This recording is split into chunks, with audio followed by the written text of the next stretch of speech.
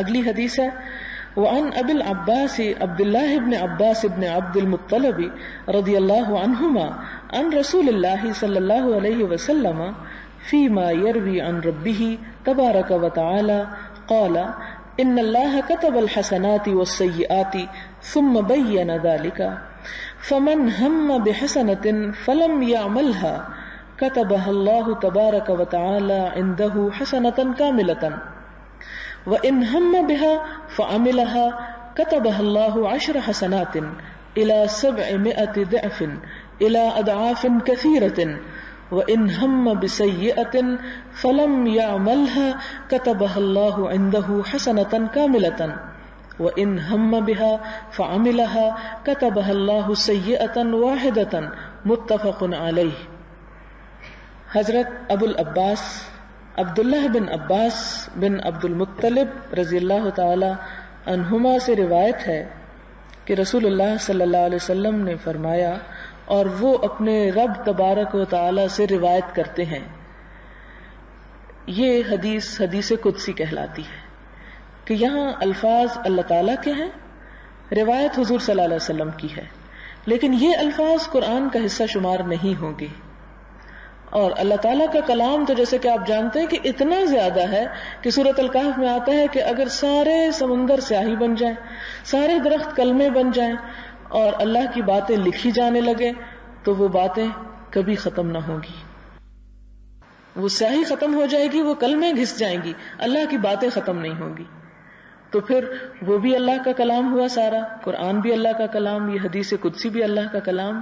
تو اسی لیے اللہ کا کلام جو قرآن ہے اس کے ہر دوسرے کلام سے مختلف ہے.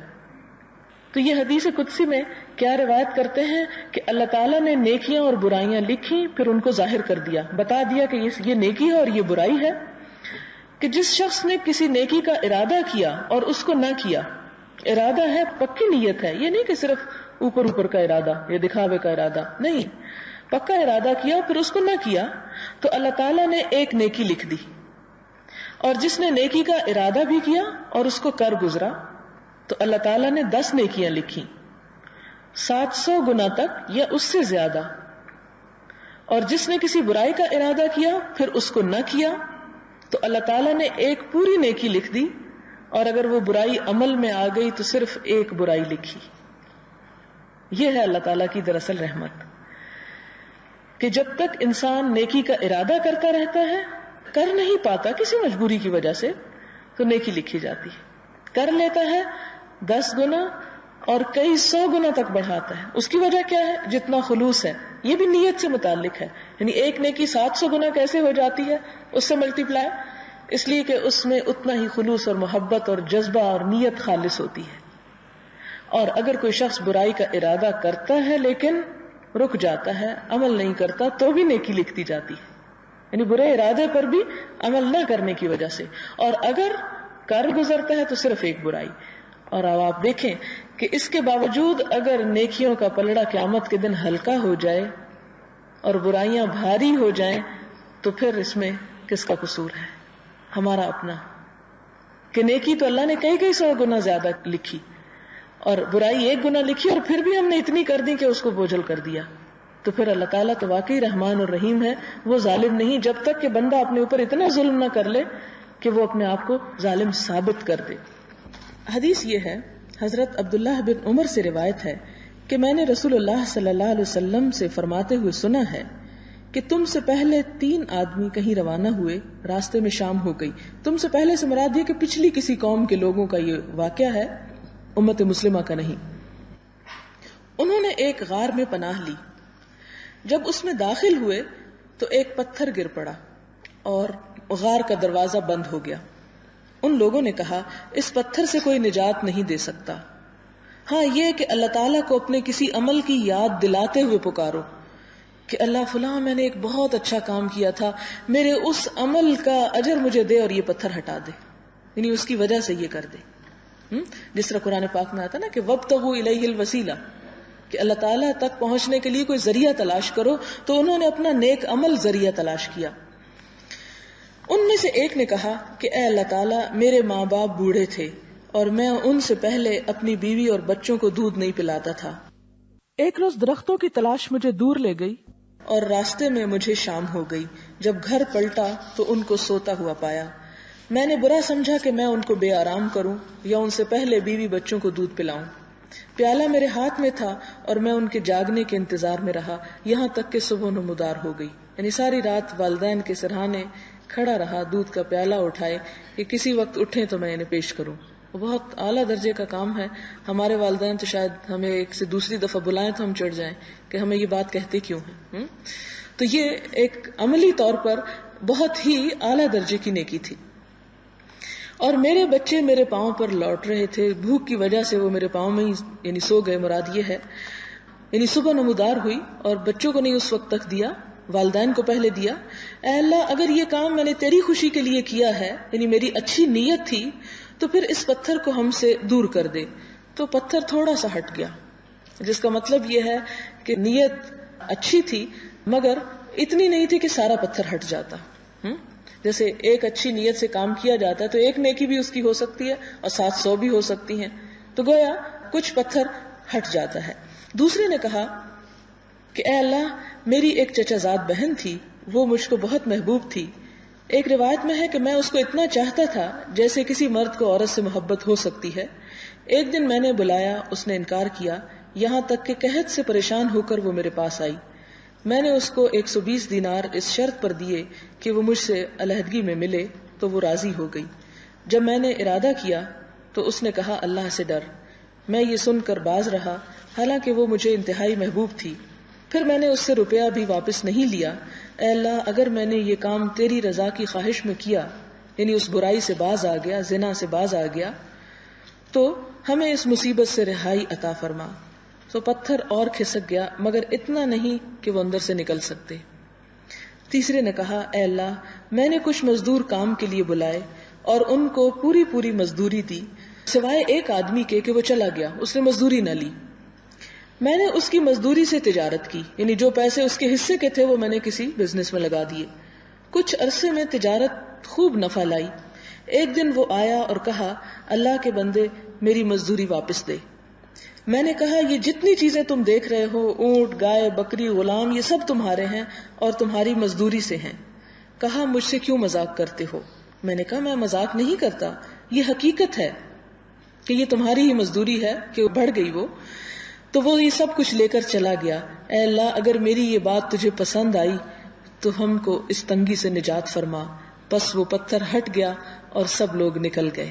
تو گویا یہ آخری کام جو تھا, یہ تینوں کاموں کی نسبت, اور یہ بڑے دل گردے کی بات ہے کہ انسان کسی کے ساتھ اتنی خیر خواہی کرے, اتنا اس کے ساتھ اچھی طرح معاملہ کرے, اور پھر سوائے اس کے کہ خدا کے سوا اور کوئی نہ دیکھ رہا ہو, اس کا ایک ایک پیسے کا حساب کر کے اسے واپس لوٹا دے. اور نہ صرف یہ کہ اتنا بلکہ اسے کئی گنا کر کے زیادہ بھی. تو یہ بات اللہ تعالیٰ کو بہت پسند آئی اور وہ پتھر جو تھا وہ اپنی جگہ سے ہل گیا اور وہ سب کے سب لوگ باہر آ گئے. یہ حدیث بھی متفق علیہ ہے. بخاری میں 4 جلد میں موجود ہے 2 مقامات پر, 369 اور 70 پر, اور مسلم میں حدیث نمبر ہے 2743. اور حدیث میں ہمیں جو باتیں پتہ چلتی ہیں وہ یہ کہ ایک تو تکلیف اور تنگی کے وقت اور ایسی مشکل کے وقت کہ جب انسان اپنا کوئی زور بازو نہ آزما سکے یا حالات اس کے اختیار سے بالکل باہر ہوں, تو اس وقت بہترین سہارا جو ہے وہ اللہ سے دعا کرنا ہے, بہترین عمل, اور انسان کو اللہ ہی کو پکارنا چاہیے. دوسرا یہ کہ اپنے ایسے عمل زندگی میں جو کیے ہیں اور جو انسان صرف آخرت کی نیت سے کرتا ہے, اس وقت اس کی نیت یہ نہیں ہوتی کہ دنیا میں اس کے بدلے کچھ چاہوں. اگر ان کو ذریعہ بنا کر اور ان کو یاد دلا کر اللہ تعالیٰ کی رحمت کو جوش میں لاتا ہے تو ایسا کرنا کوئی برائی نہیں ہے. تیسری بات یہ ہے کہ والدین کے ساتھ احسان کرنا, جیسا کہ آپ جانتے ہیں کہ اللہ کی عبادت کے بعد سب سے بڑی نیکی ہے, کہ اللہ تعالیٰ نے قرآن پاک میں بارہا یہ فرمایا کہ اللہ کو ایک مانو یا اللہ کی عبادت کرو اور والدین کے ساتھ احسان کرو. تو یہ بہترین نیکیوں میں سے ایک نیکی ہے جو انسان کو اس دنیا اور آخرت دونوں میں خوشبختی سے ہمکنار کرنے والی چیزوں میں سے ہے. پھر اسی طرح یہ ہے کہ والدین کو ہر دوسرے رشتے پر ترجیح دی جانی چاہیے. پھر ہم دیکھتے ہیں کہ پاکیزہ زندگی جو ہے، بے حیائی اور برائی اور زنا سے بچنا، یہ بھی اللہ تعالیٰ کو بہت ہی پسندیدہ ہے، اور ان نیکیوں میں سے ایک نیکی ہے کہ جو انسان کے لیے بہت سی آئندہ زندگی میں، دنیا میں بھی اور آخرت میں بھی مشکلات سے بچنے کا باعث بن سکتی ہے۔ پھر یہ ہے کہ دوسرے کے ساتھ اچھا معاملہ کرنا، امانت کو پوری طرح ادا کر دینا۔ یہ مزدوری دراصل اس کے پاس کیا تھی؟ ایک طرح سے امانت ہی رہ گئی تھی، تو امانت کو ادا کرنا، جبکہ کوئی اور، اب دیکھیں کہ ایک مزدور کی کیا حیثیت ہوتی ہے۔ اگر انسان اسے کہے کہ چاہو نکل جاؤ اس دروازے سے، کچھ نہیں ملتا، کہاں تھے اتنے دن سوئے رہے، اور جب تم نے ٹائم پر نہیں لیا تب تمہارے لیے اور کچھ باقی نہیں ہے، تو انسان ایسا کرنے پر جب قادر ہو تو اس وقت انسان اگر خدا سے ڈرتے ہوئے بہترین معاملہ کرتا ہے تو یہ خدا کی رضا کا باعث بنتا ہے۔ پھر اسی طرح یہ ہے کہ اس انداز سے دعا کرنا اور اللہ تعالیٰ کے رحمت اور جوش اور اس کو کسی بھی چیز کے ذریعے اس کے آگے، اسی کو کہتے ہیں عاجزی اور زاری کا اظہار کرنا، اور اس سے ہر طرح سے مانگنا کہ بس تو دے ہی دے، جس طرح بھی دے، تو اللہ تعالیٰ کو یہ چیز جو ہے وہ بہت پسند ہے۔ وآخر دعوانا ان الحمدللہ رب العالمین۔ سوال ہے قضائے عمری پڑھنا ضروری ہے یا باقاعدگی سے نماز شروع کر دی جائے تو پچھلی نمازیں معاف ہو جاتی ہیں؟ اس میں قضائے عمری جو ایک لفظ ہے، یہ میرے خیال میں عام طور پر اس لیے استعمال ہوتا ہے کہ عمر بھر جو نمازیں نہیں پڑھی ان کو قضا پڑھ لیا جائے۔ ہمارے ہاں ایک یہ بھی ٹرینڈ ہے کہ رمضان میں شاید یا کوئی اور موقع ہوتا ہے، اس میں عموماً لوگ 2 نفل اس لیے پڑھتے ہیں، یا آخری جمعے کے دن رمضان کے یا حج کے دن اس لیے 2 نفل پڑھتے ہیں کہ وہ گزشتہ ساری نمازوں کا کفارہ ہو جائے۔ ایسی کوئی بات اللہ کی کتاب یا سنت رسول صلی اللہ علیہ وسلم سے ثابت نہیں کہ انسان ساری زندگی موج کرے اور حج کے دن یا آخری جمعے کے دن 2 رکعت نفل پڑھ کے تو سارا کھاتا پورا کر دے۔ تو یہ چیز سنت سے ثابت نہیں، اور نہ ہی یہ عقل میں سماتی ہے انسان کے کہ ایک شخص جو ہے دن میں 5 مرتبہ اپنے آپ کو تکلیف میں ڈالے ہوئے ہے اور دوسرا شخص سال میں 1 مرتبہ 2 نفل پڑھ کے، تو یہ تو قضاء عمری کا کوئی تصور نہیں ہے۔ دوسرا یہ ہے کہ ایک شخص ہے جس نے غفلت میں بہت نمازیں ضائع کر دی، اب اسے احساس ہوا اور اس نے توبہ کی، تو انشاءاللہ اگلی مرتبہ توبہ کا جب باب شروع ہوگا تو اس میں مزید اس بات کی وضاحت ہوگی کہ جب انسان کسی گناہ سے جب توبہ کر لیتا ہے، اگر وہ توبہ قبول ہو جاتی ہے، یعنی سچے دل سے توبہ کرتا ہے، اور توبہ کی شرائط بھی آپ پڑھیں گے، تو وہ پچھلا حساب کتاب بالکل صاف ہو جاتا ہے۔ بلکہ اللہ تعالیٰ کا یہ وعدہ بھی ہے کہ میں ان برائیوں کو بھی بھلائیوں سے بدل دیتا ہوں، جب ایک بندہ سچے جذبے کے ساتھ خدا کی طرف پلٹتا ہے۔ تو جب نماز کا یہ معاملہ ہے کہ پچھلی نمازیں اگر ایسی کوئی رہ گئی ہوں اور سچے دل سے انسان توبہ کر لیتا ہے، تو پھر ان کا بار بار پڑھنا جو ہے یا دہرانا جو ہے وہ لازم نہیں، شرط یہ ہے کہ آئندہ کے لیے کوئی نماز جان بوجھ کر قضا نہ کرے۔ سوال نمبر 2، قصر نمازیں 2 ملا کر پڑھی جا سکتی ہیں؟ جی ہاں، پڑھی جا سکتی ہیں۔ اس میں طریقہ یہ ہے کہ ظہر اور عصر، مغرب اور عشاء، مغرب اور عصر نہیں ملا کے پڑھی جا سکتی، یا عشاء اور فجر نہیں ملائی جائے گی، کیونکہ سنت سے ہمیں اسی طرح ملتا ہے۔ اور جیسا کہ آپ جانتے ہیں حج کے موقع پر بھی وقوف عرفہ کے دن ظہر اور عصر اور پھر مزدلفہ میں پہنچ کر مغرب اور عشاء اکٹھی پڑھی جاتی ہیں، تو نبی صلی اللہ علیہ وسلم سے یہ بات ثابت ہے کہ عام سفر میں بھی انہوں نے نمازیں جمع کی۔ یہ نہیں ہو سکتا کہ قبلہ ادھر ہے اور آپ ادھر جا رہے ہیں اور آپ نماز پڑھ لیں۔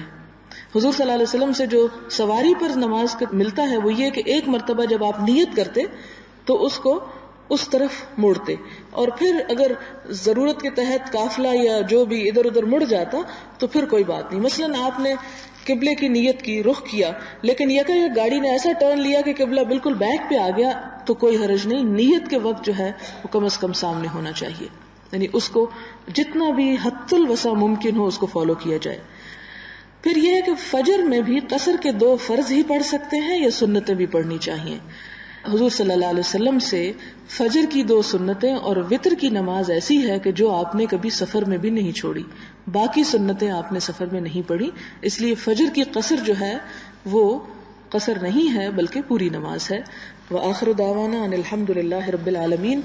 سبحان اللہ وبحمدہ عدد خلقہ ورد نفسه وزنة عرشه ومداد كلماته سبحان الله العظيم اللهم صل على سيدنا ومولانا محمد وبارك وسلم ربنا آتنا في الدنيا حسنة وفي الآخرة حسنة وقنا عذاب النار ربنا لا تؤاخذنا إن نسينا أو أخطأنا ربنا ولا تحمل علينا إصرا كما حملته على الذين من قبلنا ربنا ولا تحملنا ما لا طاقة لنا به واعف عنا واغفر لنا وارحمنا أنت مولانا فانصرنا على القوم الكافرين یا حی یا قیوم برحمتک نستغیث اللہم انفعنا بما علمتنا وعلمنا ما ينفعنا وزدنا علما اللہم ارزقنا حبک وحب من يحبك وحب عمل يقربنا الى حبك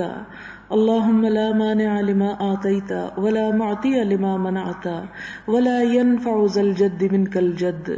یا رب العالمین، جو کچھ ہم نے سیکھا ہے اگر اس کے سمجھنے میں کوئی غلطی ہو گئی ہو تو ہماری اصلاح فرما دے، ہمیں صراط مستقیم عطا فرما، اور جو کچھ ہم صحیح معنوں میں سیکھتے ہیں اور تجھے پسند ہے اس کے بہترین حصے پر ہمیں عمل کی توفیق عطا فرما.